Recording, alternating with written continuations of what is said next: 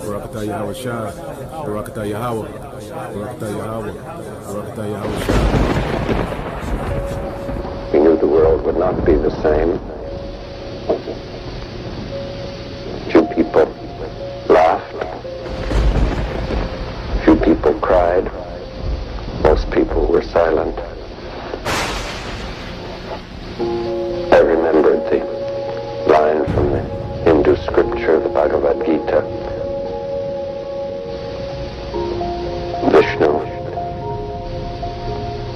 is trying to persuade the prince that he should do his duty, and to impress him takes on his multi-armed form and says, "Now I am become death, the destroyer of worlds."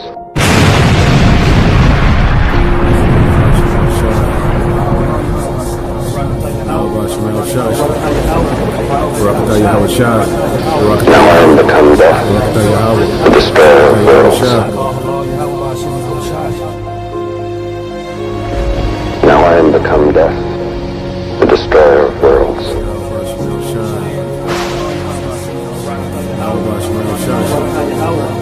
Barakatah Yahweh Shai. Barakatah Yahweh. Barakatah Yahweh. Barakatah Yahweh Shai.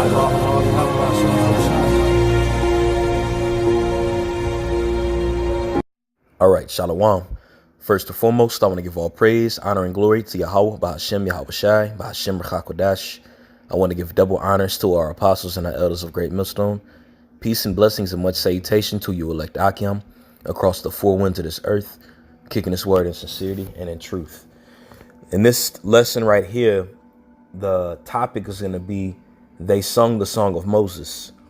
Okay, and you read about the song of Moses and us singing the song of Moses I should say the elect, Lord willing, we're those men, but when the elect get delivered, all right, out of the hands of our possessors from America, all right, into those chariots, you read about how the righteous had sung the song of Moses when you read it. Now, I'm going to read that here in a quick second, but just a few points that I want to establish and kind of build up to that.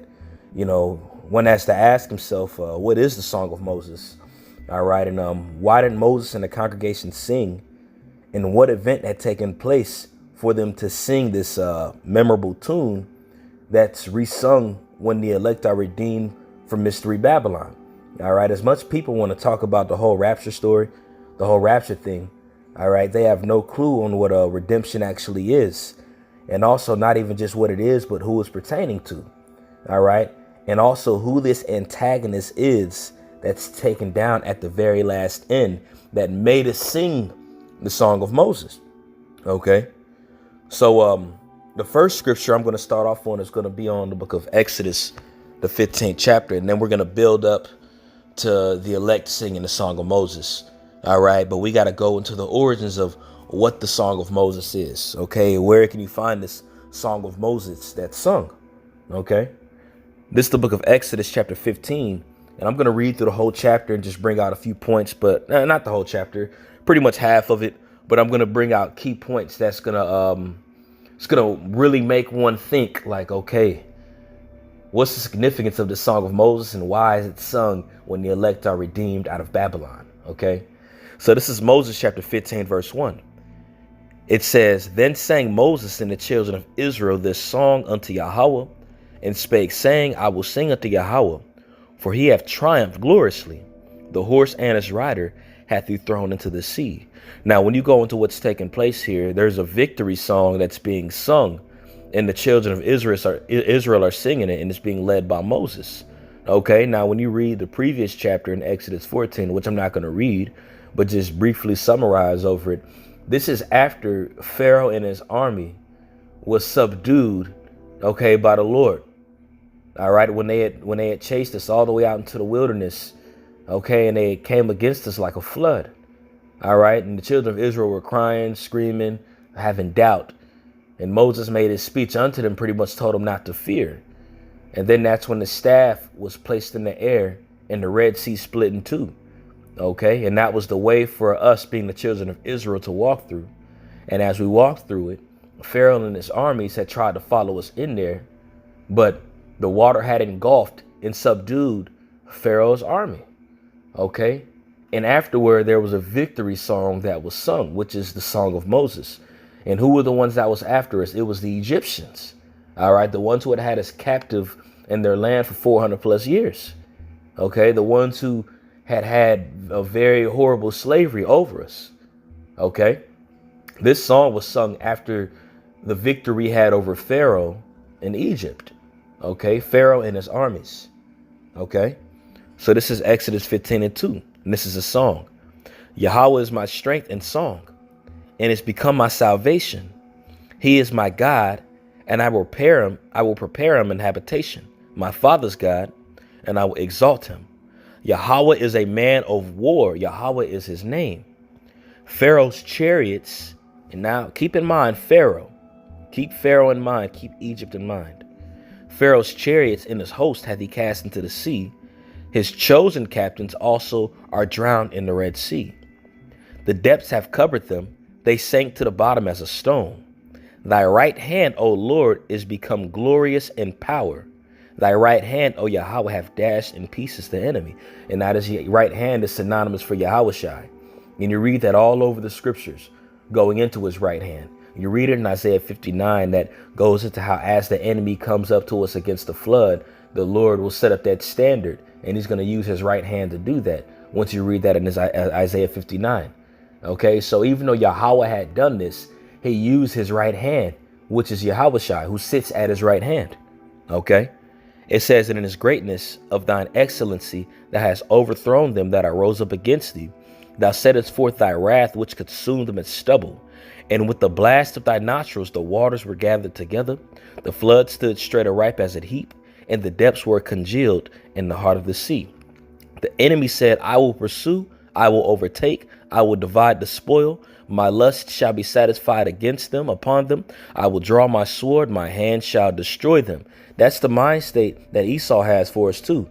Just as Pharaoh had it. Pharaoh had rage in him because Egypt was consumed by those plagues. All right, and the last plague was all the firstborn sons being killed by the Lord. Okay, so that caused rage to consume in Pharaoh's heart. And even though he let us go around that time, you read about it in Exodus 14 that he still hardened Pharaoh's heart to make him come up against us, as you read that in Exodus 14. And just a reminder, all this is going to happen all over again in a more magnificent scale, in a higher scale. The only difference is it ain't going to be those Hamite Egyptians, but it's going to be our enemies, which we're going to go into who this new Pharaoh is.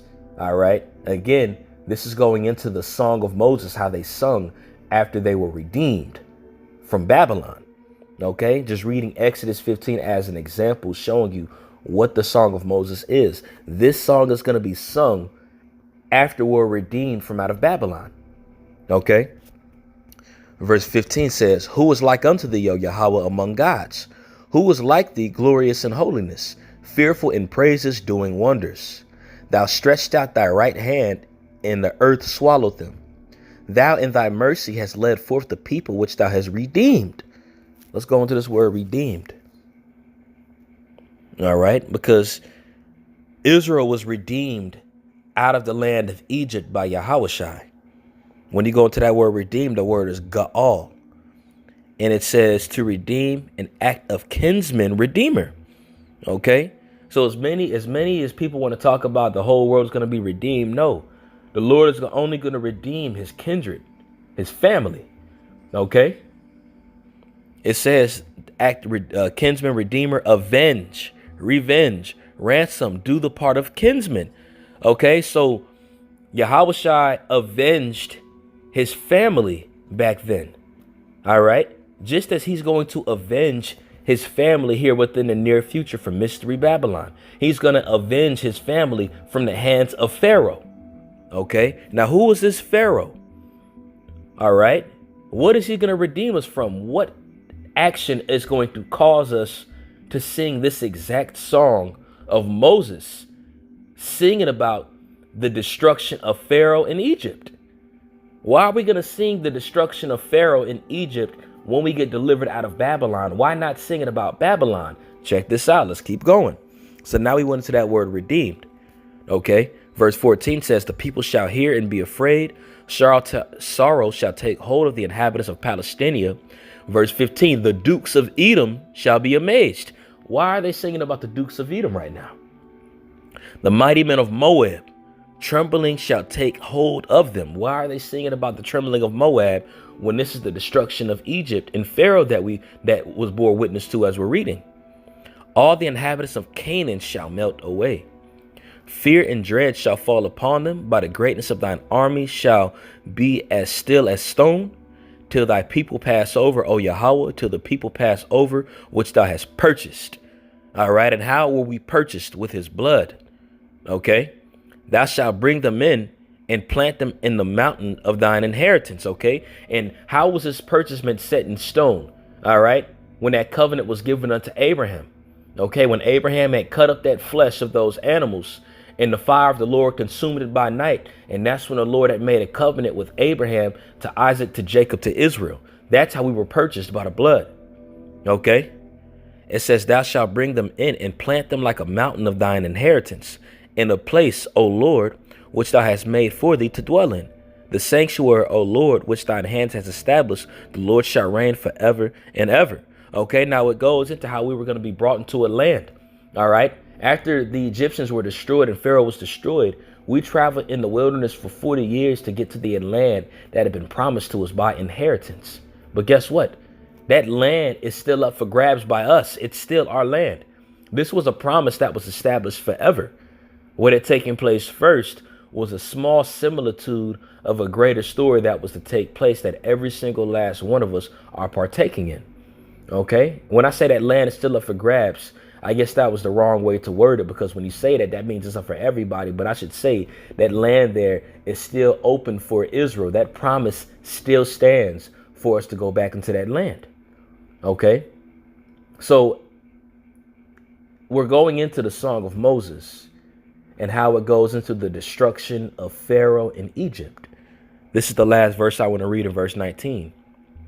For the horse of Pharaoh went in with his chariots and with his horsemen into the sea, and Yahweh brought against the waters of the sea upon them.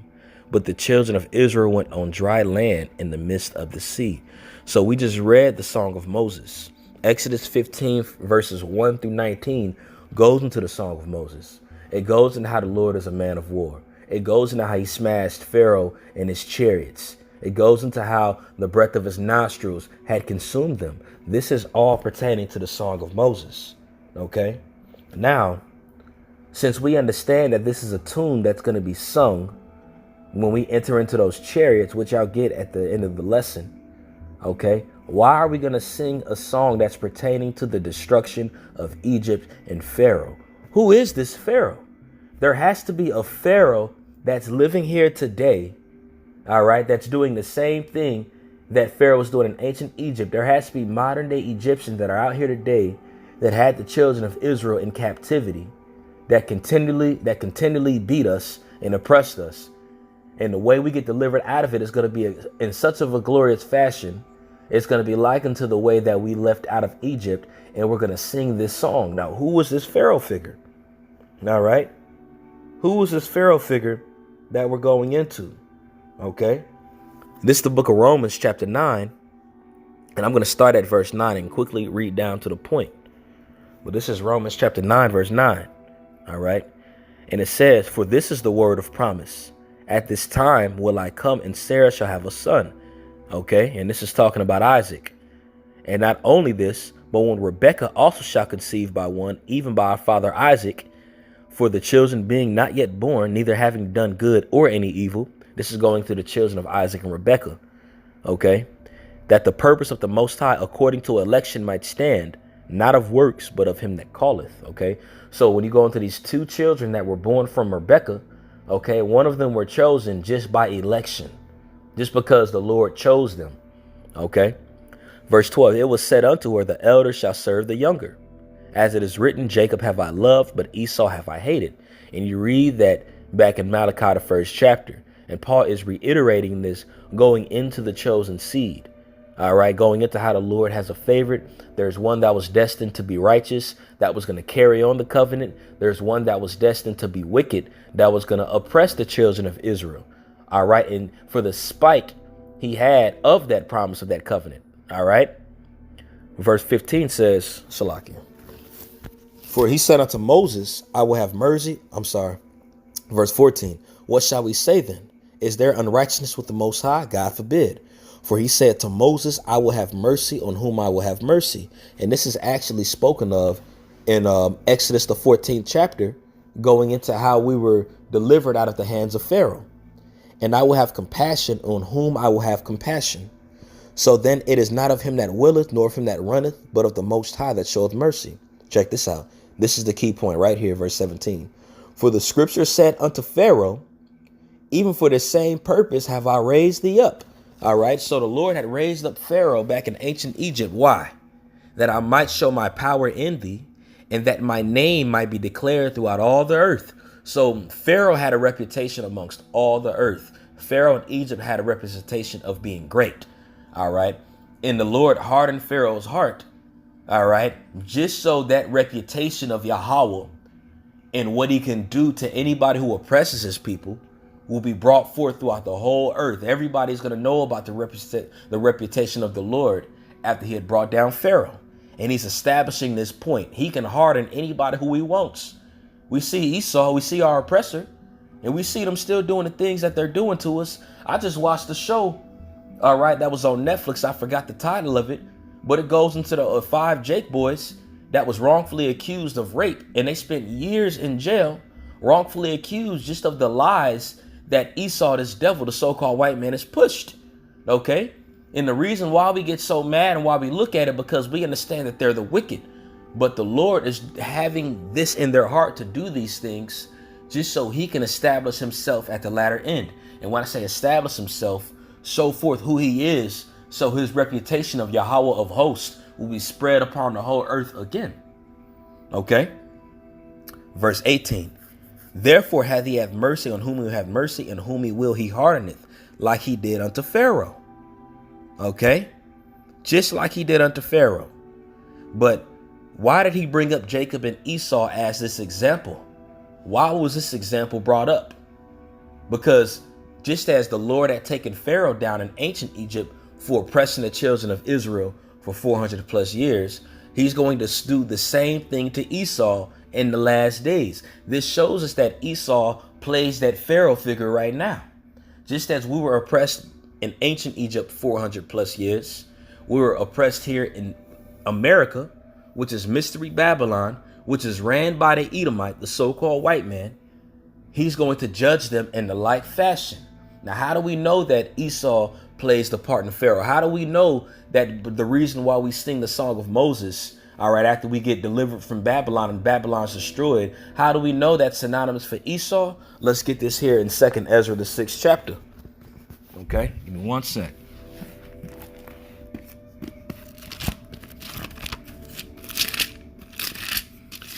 This is the book of 2nd Ezra, chapter 6, verse 7. All right, and it reads, Then answered I and said, What shall be the parting asunder of time? So Ezra's asking this question, how will I know when the times be at end? How will I know that we're in the very end right now? Okay, it says, Or when shall be the end of the first and the beginning of it that followeth? What's the first and what's the beginning of it that followeth? The first goes, matter of fact, it's going to explain it right here. Verse 8, And he said unto me, From Abraham unto Isaac and Jacob and Esau were born of him.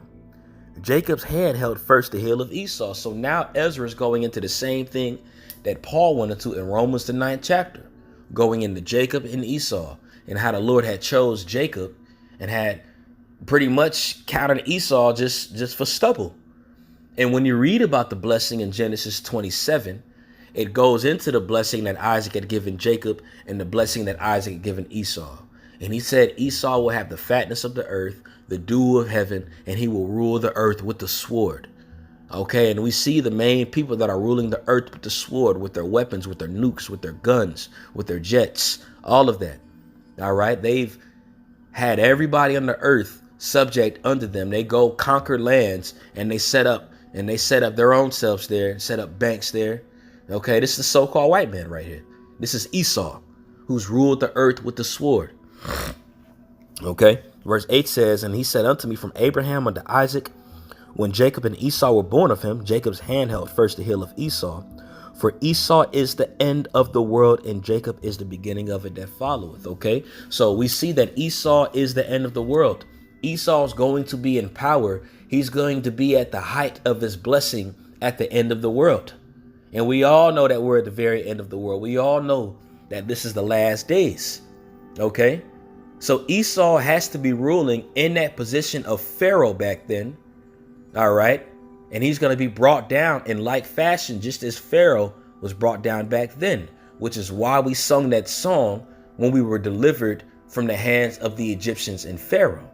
Now we look at America today. We look at how they have the pyramid on the back of the dollar. We see that we were oppressed in America for 400 plus years, just like Egypt. This place is hella synonymous for Egypt.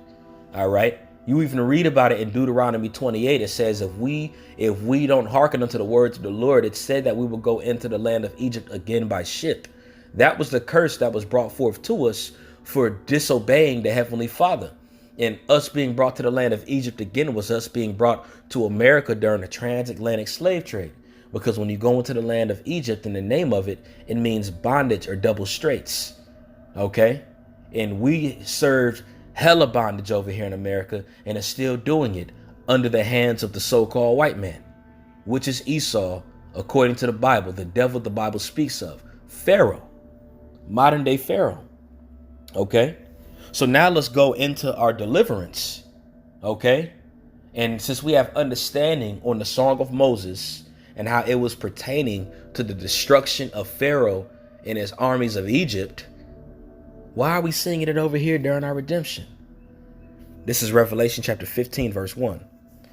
And I saw a sign in heaven, great and marvelous, 7 angels having the 7 last plagues. Okay, so now it's going into those 7 angels having the 7 last plagues. Okay, just like Egypt had suffered those plagues are going to come over here to Mystery Babylon, which is America. For in them is filled up the wrath of the Most High. And I saw as it were a sea of glass mingled with fire. Now, just for brothers that might not know, this is talking about those chariots.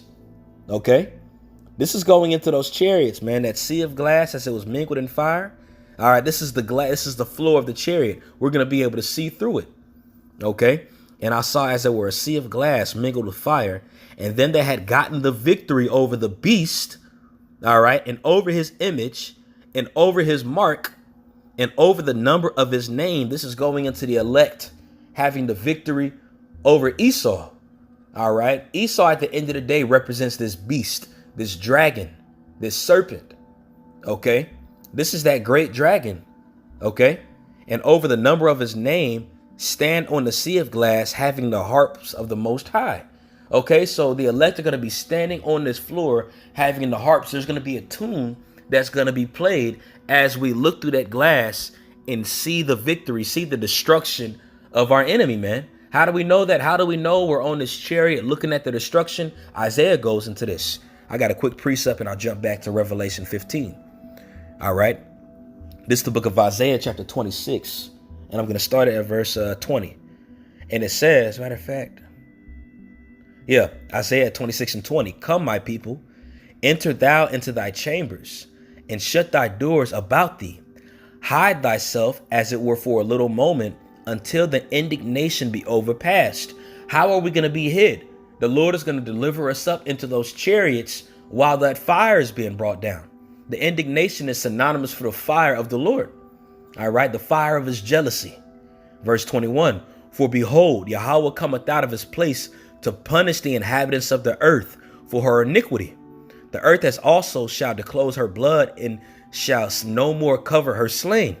Okay, so we're being hid in those chariots because the judgment of Yahweh Ba'ashem Yahushai is coming against Esau. All right, in this whore Babylon, this beast system.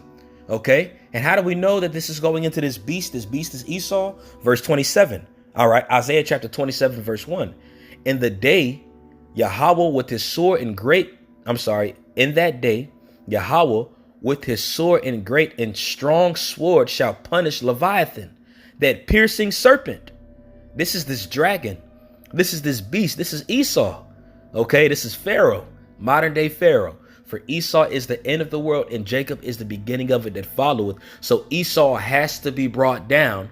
This serpent, this beast has to be brought down in order for us to live and really get sent into our land. Just as Pharaoh had to be brought down for us to get carried over into that land. So Esau is synonymous for this beast, for this serpent, man, for this Leviathan here within this verse.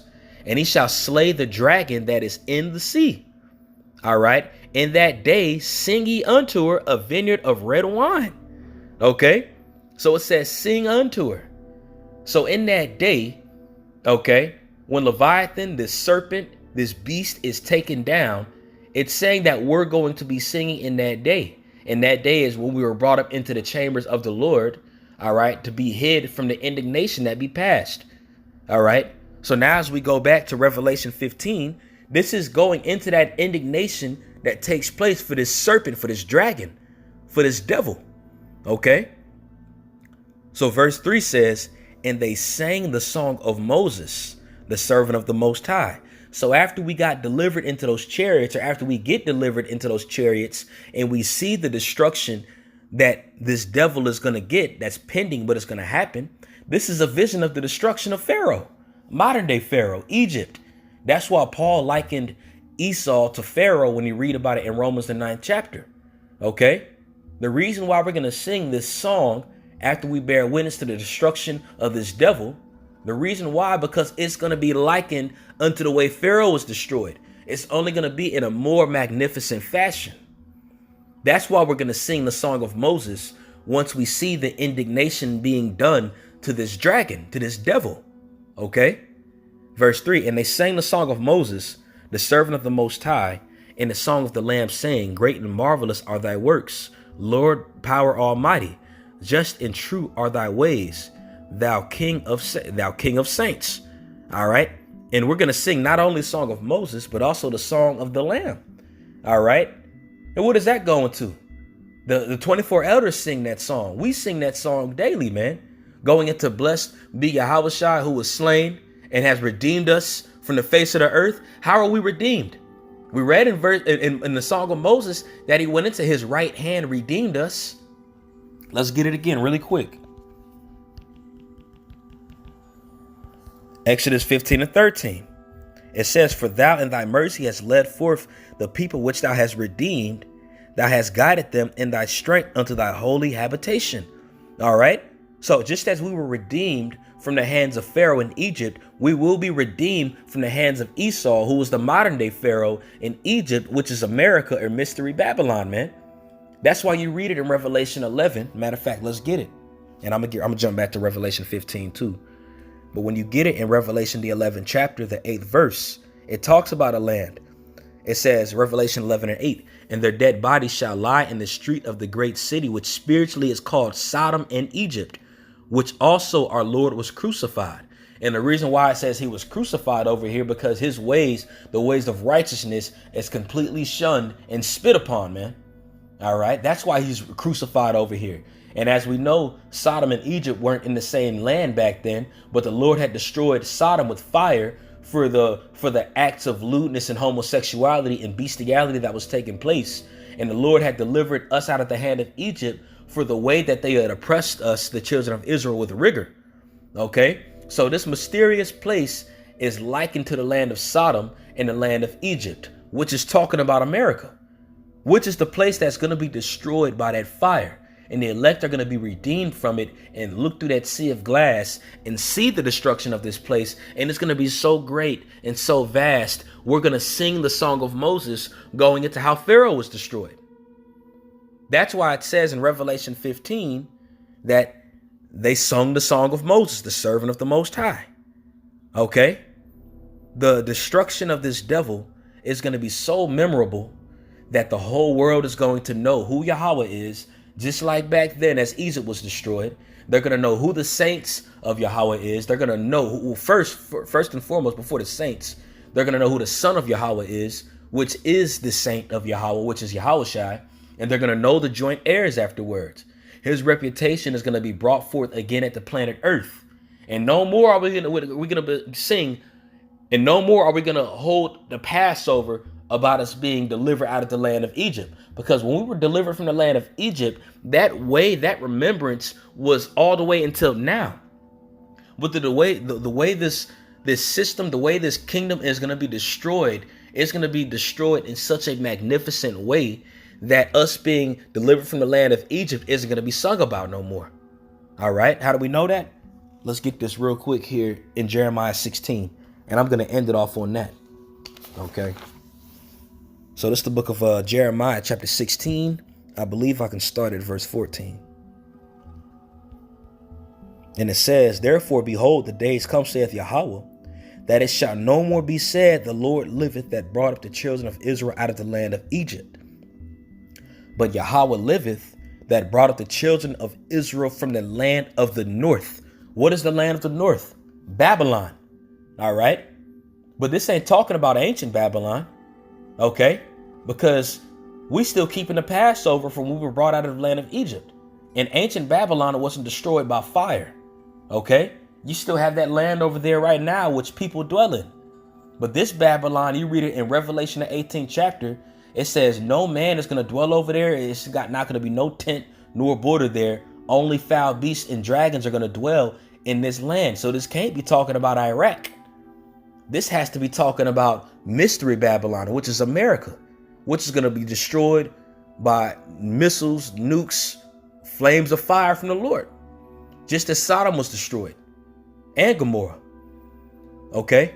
It says, but the Lord liveth that brought up the children of Israel from the land of the north and from the lands whither he had driven them. So the bulk of Israel is going to come out of mystery Babylon, is going to be delivered into those chariots.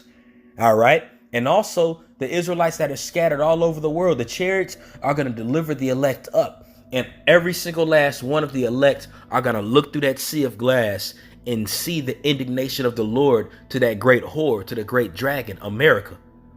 Okay. It says, and I will bring them again into their land that I gave unto their fathers. Just as we had fled out of the land of Egypt. All right. What land were we on our way to go to after that? All right. The land of Canaan, which is what was given to us by promise, by inheritance, when the covenant was established with Abraham. Okay. When the covenant was established with Abraham, okay, the Lord promised us that land of Canaan that we were going to have. Now, after we fled out of Egypt, we were in the wilderness for those 40 years, and we were led into the land of Canaan by Joshua, okay, who was a similitude of Yahushua, okay, but we didn't stay over there. We would continue to be wicked over there. But through this go around, the elect are going to be redeemed into those chariots by Yahushua, all right, who is our deliverer, our redeemer.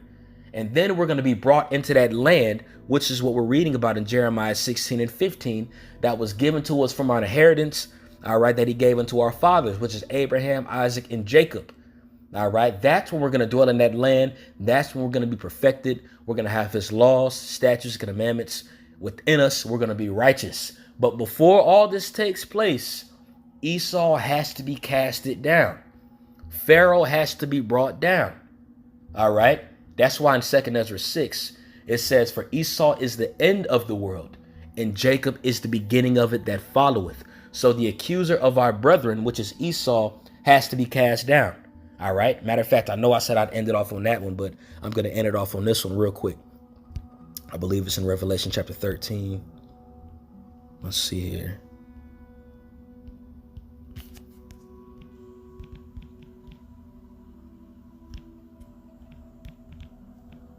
Revelation 12, Shalakia. Hold on. Yeah. This is Revelation 12 and 9. And the great dragon was cast out, that old serpent called the devil, and Satan, which deceiveth the whole world. He was cast out into the earth, and his angels were cast out with him. All right. That's talking about Esau. All right. That's why we read about that in Revelation the 15th chapter. We sung the song of Moses. All right. Pharaoh wasn't no mythological creature that had oppressed us. No, man. It was a man. It was a man who had opposed us with his people.